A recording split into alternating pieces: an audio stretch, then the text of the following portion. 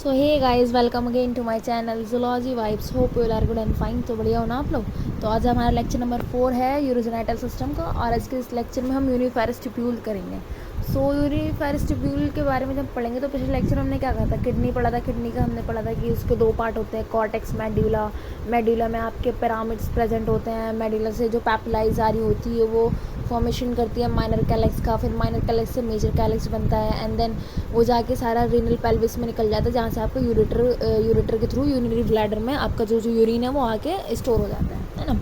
सो आज के इस लेक्चर में पढ़ेंगे जो यूरिन का फॉर्मेशन है वो किसके थ्रू हुआ है ना। खाली किडनी रिस्पॉन्सिबल है, तो किडनी में ऐसे स्ट्रक्चर्स होते हैं जिसे हम नेफ्रॉन, यूनिफेरस ट्यूब्यूल्स कहते हैं, जो ये यूरिन को फॉर्मेशन करवाते हैं, जो पॉसिबल बनाते हैं एक्सक्रीशन ऑफ वेस्ट को। ठीक है, जो फंक्शनल यूनिट होते हैं, तो ये तो अभी मैंने आपको बता दी, जो फंक्शनल यूनिट होते हैं किडनी के वो यूनिफेरस ट्यूब्यूल है। यूनिफेरस ट्यूब्यूल नहीं तो किडनी कुछ नहीं, मतलब है बट उसके बिना मतलब फंक्शनल ही नहीं है। सारे जो फंक्शनल होता है, ब्लड को प्यूरिफाई करना, एक्सक्रीशन करना, जो भी वेस्ट मटेरियल उनको बाहर निकालना, तो सब तो काम नेफ्रॉन का ही है। बट नेफ्रॉन प्रेजेंट कहाँ है, वो किडनी के अंदर प्रेजेंट है। वो फंक्शनल किसके अंदर ही होते हैं, वो किडनी के अंदर ही फंक्शनल होते हैं। ऐसे तो फंक्शन करेंगे नहीं, तो जो भी फंक्शन करते हैं वो किडनी के अंदर कहते हैं। तो there are millions of nephrons in human beings kidney and other vertebrates kidney. Millions of nephrons आपको एक किडनीज में मिलती है।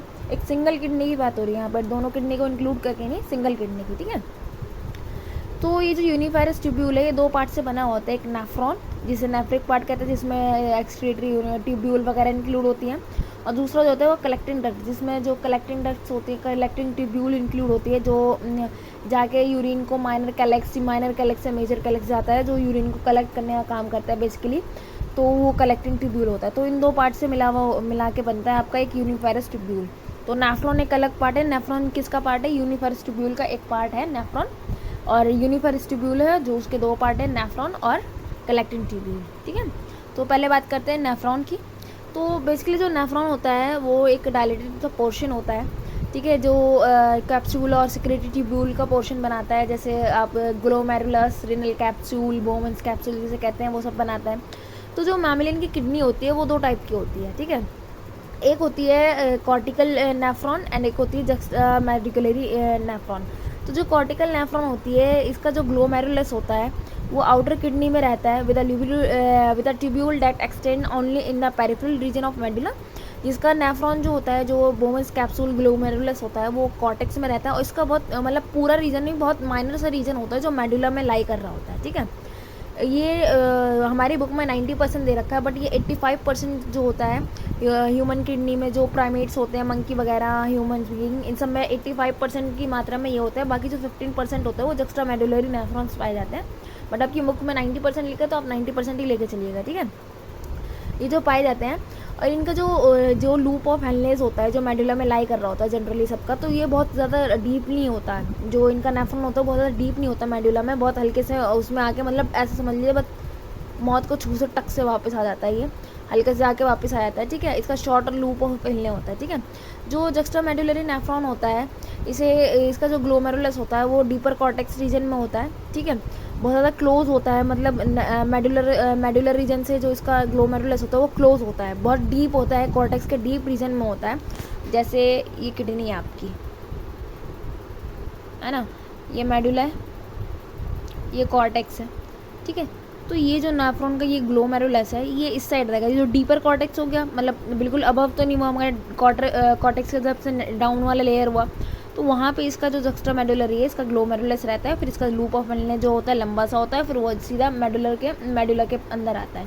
ठीक है, और जो कॉर्टिकल नेफ्रॉन है उसको मैं दिखा दूँ आपको कैसा होता है। ये आपका कॉर्टेक्स है, कॉर्टेक्स की ऊपर वाली लेयर है, यहाँ पे ये ग्लोमेरुलस हो गया, ये यहाँ से आया, ये देखिए हल्का सा होके आपका जो मेडुला है वहाँ से होके चला जाता है। ठीक है, तो जो ये इसका जो नेफ्रॉन होता है जक्स्ट्रा मेडुलरी का, ये जो बहुत ज़्यादा लंबा होता है और एकदम अंदर मेडुला के इनर पोर्शन तक रहता है। ठीक है, the ratio of cortical and juxtamedullary nephrons varies depending upon the vertebrate species to species जो है वो वो करता है, डिटरमाइन करता है कि किसी में क्या रहेगा, किसी में क्या रहेगा।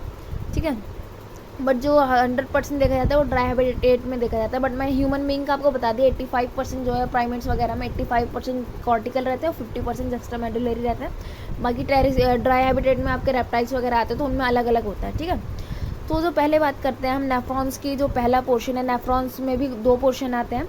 जो पहला होता है रेनियल कैप्सूल कॉर्पुलस और माल्फिजियन कॉर्पुलस। जो पहला पोर्शन है रेनियल जो बोमेंस कैप्सूल इसमें इंक्लूड होता है, उसको नेफ्रॉन के खुद 2 पार्ट है। देखिए यूनिफेरस ट्यूब्यूल, यूनिफेरस के पार्ट 2 है नेफ्रॉन, और आपका कलेक्टिंग ट्यूब्यूल। अब नेफ्रॉन के 2 पार्ट है, रीनल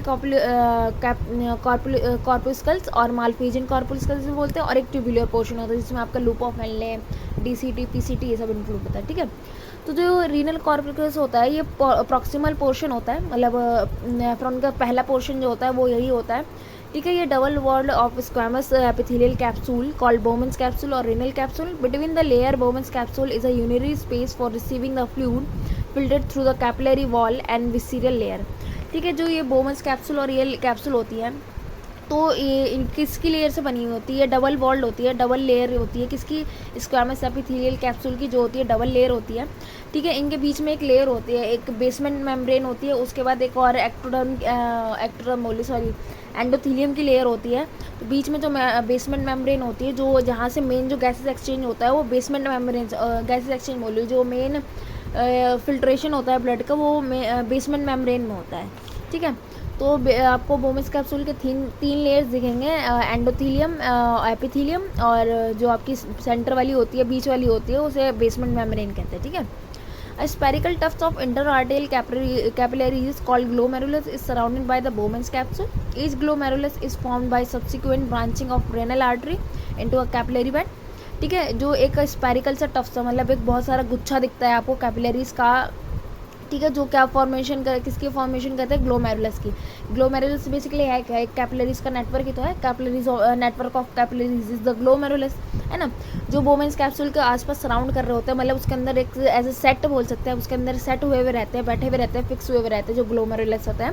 ठीक है, जो हर एक ग्लोमेरुलस होता है वो ब्रांचिंग होता है, रेनल आर्टरी की ब्रांचिंग होती है उसमें, ताकि उससे ब्लड जो वो फिल्टर होकर आगे तक जाए। ठीक है, the inner layer of Bowman's capsule is the contact with the blood vessels of glomerulus. जो inner layer होती है आपके बोमेंस कैप्सूल की, वो ब्लड के कांटेक्ट में होती है, जो ग्लोमेरुलस का ब्लड होता है ना, उसके कांटेक्ट में रहती है। जैसे ये ग्लोमेरुलस है आपका, जस्ट अ सेकेंड, ये ग्लोमेरुलस है आपका, तो इसकी जो ये वाली लेयर दिख रही है जहाँ से बोमेंस कैप्सूल जिस पे रखी हुई है, आपको ये रखी हुई दिख रही है, जैसे ये बोमेंस कैप्सूल यहाँ पे रखी हुई, तो ये वाली इनर लेयर हुई। ठीक है, तो इनर लेयर और इसके बीच में एक कॉन्टैक्ट होता है जहाँ से जो फिल्ट्रेशन ऑफ ब्लड है वो होता है, जितना भी वो होता है आपका फिल्ट्रेशन होता ही होता है। The point of entry of the blood vessels from the vascular poles and the entry of nephric filtrate from the Bowman's capsule into the proximal convoluted tubule is the universal, जहाँ से आपका वो efferent arteriole आता है, मतलब जहाँ से आपके ग्लोमेरुलस की स्टार्टिंग पॉइंट होती है, जहाँ से एफरेंट आर्ट्रियोल आता है एक नेटवर्क बनाने के लिए, नेटवर्क ऑफ कैपिलरीज बनाने के लिए, उसको हम वेस्कुलर पोल कहते हैं। और जहाँ पे वो ख़त्म होता है, फिर जहाँ से आपका ट्यूब्यूल वगैरह शुरू होता है, तो वहाँ पे आपका यूनेरी पोल आता है। तो यहाँ पे आप क्लियरली डायग्राम में देख सकते हैं, ये आपका ग्लोमेरुलस है, ये इसकी लेयर्स हैं। यहाँ पे आपको ये आपका बोमेंस कैप्सूल है, ये इसकी लेयर्स हैं, और यहाँ पे आपको दिख रहा है कि वेस्कुलर पोल का है और वो यूनेरी पोल का है। ठीक है, तो अब बात करते हैं हम इसके ट्यूबुलर पोर्शन की।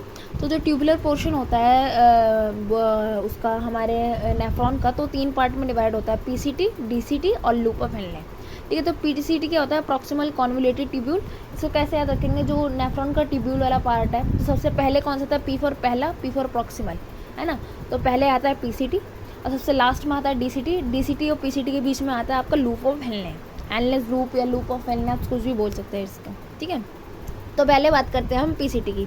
तो PCT begins at the urinary pole of the renal corpuscles and it is lined by simple epithelial cells which have microvilli forming a brush border and lots of mitochondria and enzymes, जिससे आपके sodium potassium एप्टेज ये सब जो होता है release करता है, हमारा जो पीसीटी है ये सब रिलीज़ करता है।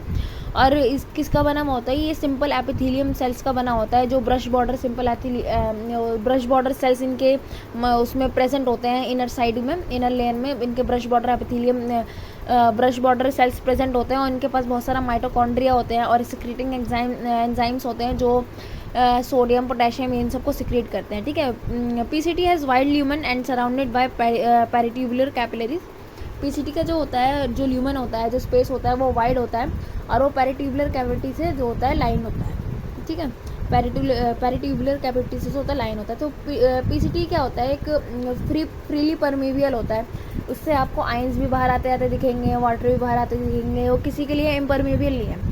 जैसे हम आगे पढ़ेंगे लूप ऑफ मिलने, उसमें तो हम देखेंगे कौन किसके लिए परमेबल है, कौन किसके लिए परमेबल नहीं है, ठीक है। तो इसमें जो रीअब्जॉर्प्शन होती है वो एक्टिव होती है। किसी रीअब्जॉर्प्शन होती है, इसमें सोडियम की रीअब्जॉर्प्शन होती है। सोडियम जब जैसी रीअब्जॉर्ब होता है तो उसके पीछे पीछे जो होता है वाटर भी रीअब्जॉर्ब होता है। क्यों होता है, एक मैकेनिज्म होता है जिसे हम परमेबल मैकेनिज्म कहते हैं। तो जब जैसे ही सोडियम लीव करता है हमारे वो यूनरी सिस्टम से, पीसीटी से सोडियम बाहर जाता है, रीअब्जॉर्ब होता है, तो उसके पीछे पीछे पानी भी रीअब्जॉर्ब हो जाता है, ठीक है। तो क्या क्या रीअब्जॉर्ब होता है मेनली जो पीसीटी में, sodium, water, calcium, potassium and little amount of chlorine.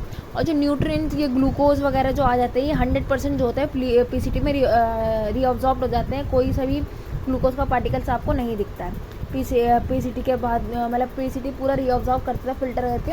अगर यही आपको ग्लूकोज के पार्टिकल्स, जो शुगर होता है ना, डायबिटीज़ मेलेटिस होते हैं या कौन सा होता है, मुझे ढंग से नाम याद नहीं है, हाँ, बट जो होता है उसमें क्या होता है, जो आपका यूरिन होता है उसमें शुगर निकलता है। तो उसमें जब शुगर निकलता है तो उसी से समझ में आता है आपको शुगर कौन सा वाला है ना। तो जो मेलेटिस होता है मे बी, उस शुगर में आपको जो टेस्ट होता है उसमें आपको पता चल जाता है। और पीसीटी सिक्रीट क्या करता है, पीसीटी पोटेशियम और हाइड्रोजन एटम, ये सब सिक्रीट करता है। अमोनिया वगैरह जो होता है हमारा पीसीटी सिक्रीट करता है, ठीक है। अब बात करते हैं लूप ऑफ मिलने की। तो लूप ऑफ मिलने जो होता है वो यू शेप्ड का होता है, ठीक है, जो दो पार्ट में डिवाइडेड होता है, एक डिसेंडिंग लूप और एक असेंडिंग लूप, मतलब डिसेंडिंग जो नीचे आता हुआ और असेंडिंग जो ऊपर जाता हुआ। तो जो डिसेंडिंग लूप है वो थिन होता है और जो असेंडिंग लूप है वो थिक होता है, ठीक है। Initially thick, the loop of Henle thins near the turns and then thickness again and it's become a part of distal convoluted tubule, ठीक है। पहले थिन रहता है, फिर थोड़ा थिक होता है, फिर अगेन थिन होगा, फिर थिक हो जाता है, कि फिर किसका फॉर्मेशन कर लेता है, वो डीसीटी का फॉर्म कर लेता है, ठीक है। जो लूप ऑफ हिलने होता है has a large lumen line by squamous epithelium but no brush border. इनके जो एपिथेलियम होता है वो स्क्वामस एपिथेलियम होते हैं, मगर कोई ब्रश बॉर्डर एपिथेलियम नहीं दिखने को मिलता है आपको वहाँ पे, सिंपल दिखते हैं आपको। हेलनेस loop reabsorption is minimum in its ascending limb. जो असेंडिंग लिम्स होता है वहाँ पे रीअब्जॉर्प्शन जो होती है कम से कम, सबसे कम होती है। However, in the region of plays a sufficient role in maintenance of high osmolality of medullary interstitial fluid। जो medullary interstitial fluid होती है उसमें हमारे मेडुला होता है उसमें ऑलरेडी हमारे बहुत सारे इलेक्ट्रोलाइट्स प्रेजेंट होते हैं, तो उनका जो बैलेंस बनाने में काम होता है। तो वो आपका जो असेंडिंग लूप ऑफ मिलने है उसका बहुत बड़ा रोल होता है उसमें मेडुला के इलेक्ट्रोलाइट्स को मेंटेन करने में, ठीक है। The descending loop of Henle is permeable of water but almost impermeable to electrolyte. जो हमारा डीसीटी होता है वो वाटर के लिए परमेबल होता है बट इम्परमेबल होता है किसके लिए, आयंस वगैरह के लिए, मतलब आयंस उसको लीव नहीं कर सकते। मगर जो असेंडिंग होता है वो जस्ट उसका अपोजिट होता है, वो इम्परमेबल होता है वाटर के लिए और किसके लिए परमेबल होता है, आयंस के लिए। सिमिलरली अब क्या होगा, जैसे मैंने बताया, जैसे आयंस लीव करते हैं तो आयंस के दीवाने कौन है, पानी। जैसे जैसे आयंस बाहर जाएंगे तो पानी उसके पीछे जाते रहेंगे। अब क्या था डीसीटी में, क्या था, सॉरी डिसेंडिंग लिम्ब में क्या था कि जो आपका जो पानी के लिए परमेबल था बट आयन के लिए नहीं था, तो वहाँ से पानी तो बेचारे बाहर चले गए बट आयन तो बाहर गया नहीं, है ना। तो आयन कह रहा है मेरा पानी तो बाहर चला गया, मुझे बाहर जाना। तो जब जैसे वो असेंडिंग में जाते हैं तो पानी का कंसनट्रेशन ज़्यादा होता है, असेंडिंग लिंक के साइड, जो ब्लड में असेंडिंग लिंक के साइड पानी का कंसनट्रेशन ज़्यादा होता है, तो पानी के पीछे पीछे आयंस लीव कर लेते हैं। तो सेम यही मैकेनिज्म चलता है, जहाँ पानी ज़्यादा रहेगा, कंसनट्रेशन पानी की ज़्यादा रहेगी, वहाँ आयन चले आएंगे, जहाँ आयन की कंसनट्रेशन ज़्यादा होगी वहाँ पानी चले आएंगे। तो ये प्रोसेस चलता है। जब आपने 11th ग्रेड में पढ़ा होगा, जो आप स्ट्रक्चर पढ़ते हैं लूप, जो नेफ्रॉन का स्ट्रक्चर पढ़ते हैं, तो उसमें आपको अमाउंट्स लिखाए जाते हैं कि इतना ml, इतना लीटर यहाँ पे पानी रहता है, इतने आयन, इतना अमाउंट ऑफ आयन रहता है, 300 400 ऐसे आपको लिखाया गया होगा। तो अगर नहीं पढ़ा तो एक बार रिवाइज कर लीजिएगा उसको, मैं अभी यहाँ पे बता नहीं सकती आपको सारा, ठीक है। This concentrate the filtrate as moves down, ठीक है। तो इसके वजह से क्या होता है, जो फिल्टर होता है, जो भी वो प्रोडक्ट होता है फिल्टर, वो कंसनट्रेट हो जाता है उससे, क्योंकि पहले पानी निकल गया आपका डिसेंडिंग लूप ऑफ मिलने में, फिर आयंस भी निकल गए, तो वो हाईली कंसनट्रेटेड हो जाता है, ठीक है। Therefore as the concentrated filtrate pass upward it get diluted due to passage of electrolyte to medullary fluid. अब जैसे जैसे उधर गया आपका असेंडिंग में गया, फिर वहाँ से जो भी था आयंस भी निकल गए, जब पानी निकल गया तो ऑब्वियसली बात है जो आपके इलेक्ट्रोलाइट्स थे सिर्फ वो प्रेजेंट थे। अब थोड़े से पानी में ज़्यादा इलेक्ट्रोलाइट्स, तो ऑब्वियसली बात है ज़्यादा डायलेट बोल रही, ज़्यादा कंसनट्रेटेड हो गया, उसमें आयंस ज़्यादा है पानी से ज़्यादा। तो जब वो ज़्यादा कंसनट्रेटेड हो गए, जब वो असेंडिंग लूप में गया तो वहाँ पे आयंस भी निकल गया। आयंस कहाँ चले गए? मेडुलरी इंटरस्टिशियल जो है, मेडुला में जो आयंस प्रेजेंट है उनके पास चले गए। ठीक है, अब बात करते हैं हम डीसीटी की। The DCT convoluted distal convoluted tubule is continued from the ascending limb of loop of हिलनेस and form the last segment of nephron. जो लास्ट सेगमेंट होता है नेफ्रॉन का, जो ट्यूबुलर नेफ्रॉन का लास्ट सेगमेंट होता है वो आपका डीसीटी बनाता है। DCT is shorter than the PCT. DCT PCT से ज़्यादा शॉर्टर होता है। It is lined by cuboidal epithelium which lacks brush border. इसके पास भी क्यूबोडल एपिथेलियम होता है जिसके पास कोई ब्रश बॉर्डर नहीं होता, कोई ब्रश वाला नहीं होता, सिंपल होता है। At a vascular pole DC establish contact with renal corpuscles of a parent nephron that parts out known as macula densa. जब ये जो पीसीटी डीसीटी होता है हमारा, ये राउंड होकर ये घूम के आता है एक ग्लोमेरुलस के पास, जो हमारा वेस्कुलर पोल होता है। तो ग्लोमेरुलस के पास ये जो एफरेंट आर्टिकल आ रही होती है, उसके पास जो ग्लोमेरुलस से एक कॉन्टैक्ट बनाता है, एक पोर्शन बनाता है, उसके ऊपर मतलब समझिए एक ओवरलैप हो गया तो एक डार्क सा पोर्शन बनाता है जिसे हम मैक्यूला डेंसा कहते हैं। इस मैक्यूला डेंसा का फंक्शन क्या होता है? ये जो हमारा जो बीपी हाई लो होता है उसमें बहुत ज़्यादा हेल्पफुल होता है मैक्यूला डेंसा, रेगुलेट करने में, स्टिमुलेट करने में कि हमारे बॉडी में पानी कंसंट्रेशन कैसी है उसके अकॉर्डिंगली जो होता है ये काम करता है। हमारा जो मैक्यूला डेंसा है एंजाइम रिलीज़ करवाता है। इसके फंक्शंस पढ़ाऊंगी तो ये सब आपने 11th में पढ़ रखा है, अगर आप बोलेंगे तो मैं आपको दोबारा रिवाइंड करवा दूंगी 11th क्लास का जो इसके फंक्शंस होते हैं किडनी के। ठीक है, तो हमने पढ़ लिया नेफ्रॉन के जो ट्यूबुलर पार्ट था उसके बारे में, जिसमें हमने पीसीटी, लूप ऑफ हेनले और कलेक्टिंग डक्ट के बारे में पढ़ लिया। अब बात कर लेते हैं थोड़ा डीसीटी के बारे में पढ़ लिया। अब बात करते हैं जो नेफ्रॉन का अगला पार्ट है, जो यूनिफेरस ट्यूब्यूल का दूसरा पार्ट है विच इज़ कलेक्टिंग डक्ट, उसके बारे में बात करते हैं। जो कलेक्टिंग डक्ट होती है वो लॉन्ग होती है, पूरी एक्सटेंड कर रही होती है, extend from the cortex of kidney to the inner part of the medulla. मतलब कॉर्टेक्स से लेके वो मेडुला तक लाई कर रही होती है, इतनी लंबी होती है वो। ठीक है, large amount of water could be reabsorb from this region to produce concentrated urine. अगर जैसे हमारे बॉडी को सिग्नल आया कि हमने पानी बहुत कम पिया है तो क्या होता है, एक रास मैकेनिज्म चलता है, एक ANF मैकेनिज्म चलता है, तो ये सारे मैकेनिज्म चलते हैं हमारी बॉडीज़ में। उसके बाद क्या होता है, जो अगर हमारी बॉडी को सिग्नल आया कि हमने पानी कम पिया तो हमारे जो कलेक्टिंग ट्यूब्यूल है वहाँ से भी पानी जो है वो रीअब्जॉर्ब होना शुरू हो जाएगा, जिससे क्या होता है जो यूरिन है वो कंसनट्रेटेड बनता है। बट अगर जैसे हमने पानी पिया है, भाई भर के पिया है ना, तो उसमें क्या होगा, हमारे ऐसा कोई सिग्नल नहीं जाएगा, सब नॉर्मल चलता रहेगा, जो हमारे कलेक्टिंग ट्यूब्यूल है वहाँ से कोई रीअब्जॉर्प्शन नहीं होगी। तो आप ये कह सकते हैं जो कलेक्टिंग ट्यूब्यूल होता है उसमें रीअब्जॉर्प्शन जो होती है वो ऑप्शनल होती है, वो हमारे बॉडी के इनटेक ऑफ वाटर पे, डाइट पे डिपेंड करती है, हमने पानी किस हिसाब से पिया है उस हिसाब से जो हमारा कलेक्टिंग ट्यूब्यूल है वो वर्क करता है। This segment always passes of small amount of urea into medullary interstitium.